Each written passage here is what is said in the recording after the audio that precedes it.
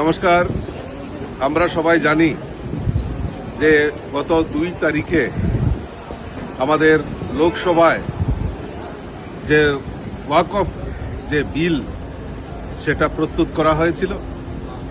এবং অনেক চর্চার পর বিরোধী দল, শাসক দল, অন্যান্য সব দলের চর্চার পর সেটা লোকসভা থেকে সেখানে পাস হয়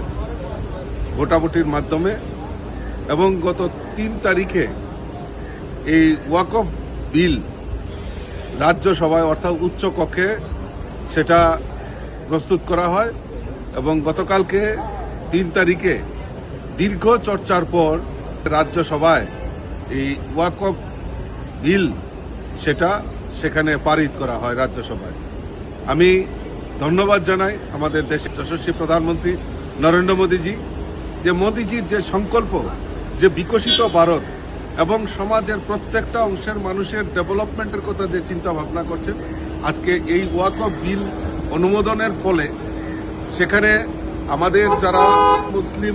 সম্প্রদায়ের অনেক যারা গরিব অংশের মানুষ তাতে তারা উপকৃত হবেন এবং অবৈধ কবজা যারা করে রেখেছেন এবং যারা এই ওয়াকফ সম্পত্তি দখল করে রেখেছেন তাদের প্রতি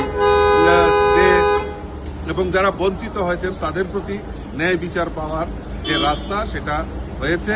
তার জন্য আমি দেশের যশস্বী প্রধানমন্ত্রী নরেন্দ্র মোদীজি, আমাদের রাষ্ট্রীয় সভাপতি আদরণীয় জেপি নাড্ডাজি এবং আমাদের গৃহমন্ত্রী শ্রী অমিত ভাই শাহজিকে অনেক অনেক ধন্যবাদ এবং অনেক অনেক শুভেচ্ছা জানাচ্ছি।